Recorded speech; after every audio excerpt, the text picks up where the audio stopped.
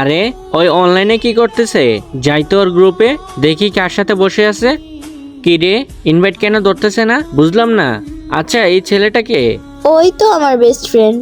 আরে আমি বুঝতেছি না, কিসের ফ্রেন্ড? আরে আকাশ, তুমি রাগ কেন করতেছো? আরে তুমি তো আমার ইনভাইটটাই ধরতেছিলে না, আবার আমাকে জিজ্ঞেস করো রাগ কেন করতেছি। আচ্ছা, তুমি আমার ইনভাইট কেন ধরতেছিলে না? আরে একটু কথা বলতেছিলাম তো, তাই ইনভাইট ধরি নাই।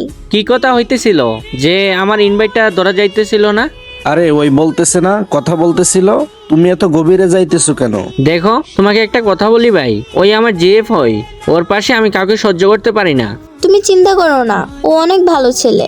আরে আকাশ, তুমি গ্রুপ থেকে যাও তো, আমার মাথাটা খারাপ করাইও না তুমি। দেখো, তোমরা দুজন ঝগড়া করো না। এই আকাশ, তুমি গ্রুপ থেকে যাও তো।